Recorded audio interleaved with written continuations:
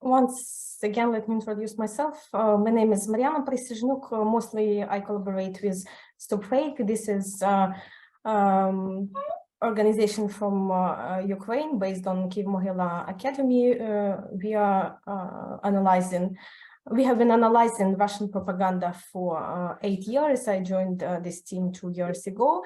And this is one of the experienced anti-propaganda organization in the region, I would say, because we're providing a lot of consulting services also for Moldova and colleagues from Romania and different countries as well, from Balkans countries too. My presentation today, I would probably talk more on tactical perspective rather than strategical. Sorry for that, because it seems very important what's going on informational field in the context of attacks on energy infrastructure of Ukraine, because it is extremely Russian rockets are accompanied with obviously informational rockets, and I will provide you how it works, what's going on in the state wire communication of Russian Federation. And also we have actually unexpected spots that we have discovered regarding Romania. So I hope it will be interesting and could let us to make together some conclusion on strategical level. So let me start. I'm not very good on this Zoom technology, so I apologize. Okay. What's going on? Probably you might have read what the morning had Ukraine today, and this bombardment started, massive bombardment of energy facilities in Ukraine started in October as well. Informational support of these attacks also started on in October, and it's going on in the several countries at the same time, attacking Ukraine, attacking decision-making process in Ukraine, but from the different perspectives, and it operates on the different levels as well.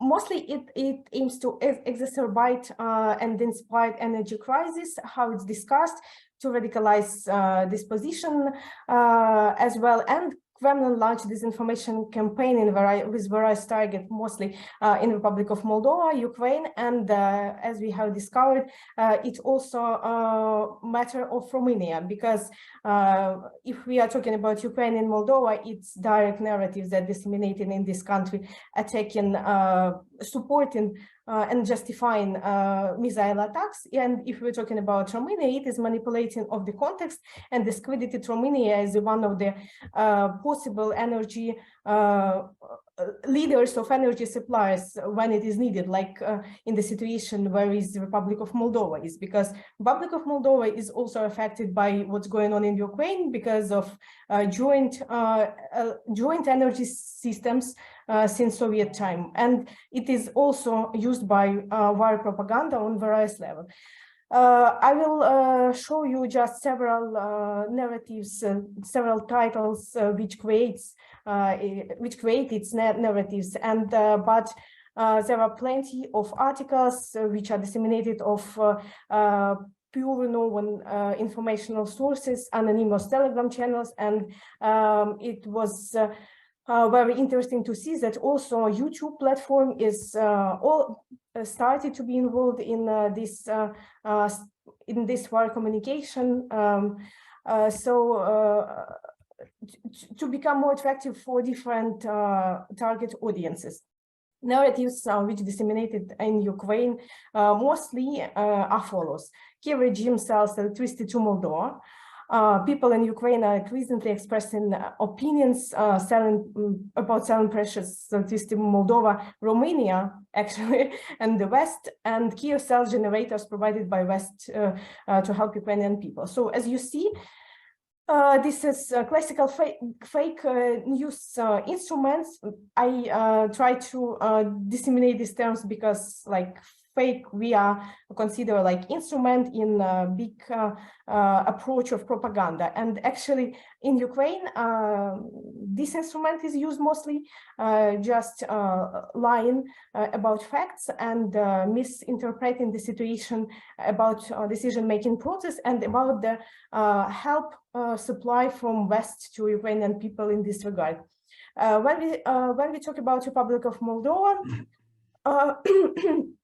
it is a bit broader context. It's not only about fake news, but also it is about so-called expert opinions and so-called investigative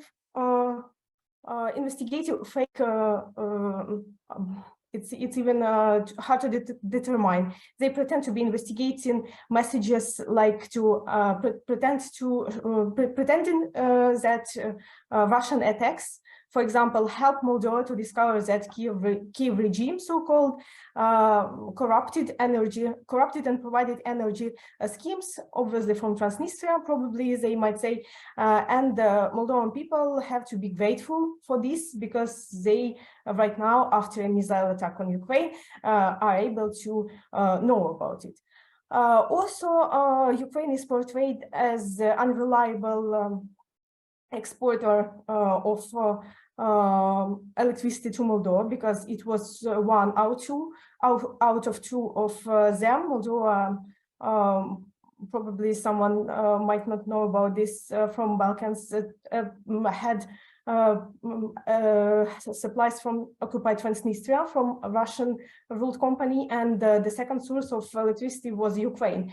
And obviously, after missile attacks, this providing was stopped, and right now wire communication propaganda of Russian state media tries to portray Ukraine as unreliable trade partner in this context. Yeah, and actually Moldova being a small country, having just two neighbors country, Ukraine and Romania has getting more and more role in resolving this crisis, because it's the single country who can approach this situation, helping Moldovan people who are also affected by blackouts as well. And Romania, in this regard, are highly discredited from the perspective of Russian propaganda by misinterpreting context. So it's not like direct narratives toward against Romania, but direct narratives are always supported anti-Romanian messages, anti-Romanian context, like when they try to portray Ukraine as unreliable trade partners, they mostly always add something negative about Romania. The same is happening in Ukrainian context. When they try to portray that Ukrainian authority sells electricity abroad, they add mostly always something negative about Romania also. So like they sell electricity in Moldova, Western country, especially in Romania. It seems like that. And actually, it was an unexpected spot that we have discovered, because Romania usually suffered from Russian propaganda in the context of European level. It's like rhetoric mostly, and of course it's trying to attempt to undermine support of Ukraine, support of to provide Russian narrative, traditional Russian narratives, and in this on this level, Romania also is affected on the regional non-European level, being together with Moldova and Ukraine in this energy crisis. And I put it like in a simple structure. We believe that it has two levels of scopes: strategical communication to justify military aggression against Ukraine, and to disorient regional cooperation in the region, mostly in the context of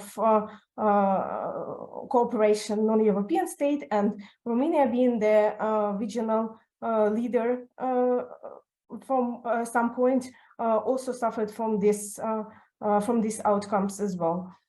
And outcomes that might come in the result, it's forming negative public opinion, obviously, undermine ability to confront the crisis, demoralization of responsible authorities. I put here just Kiev, but also the matter of Republic of Moldova as well, because it is supported by hybrid action on a high level.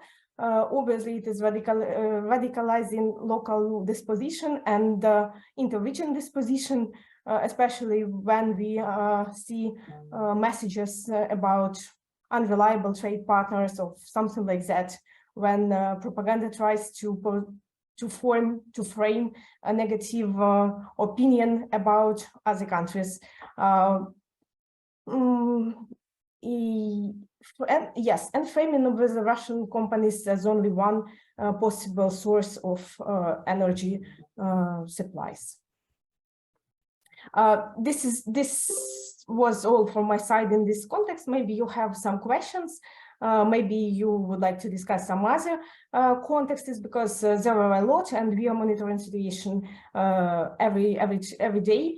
It is non-stop informational flow from Russian state media, Russian state-controlled media. So if you would like to get to know some more insights about how propaganda operates, I would be happy to share with you. Thank you.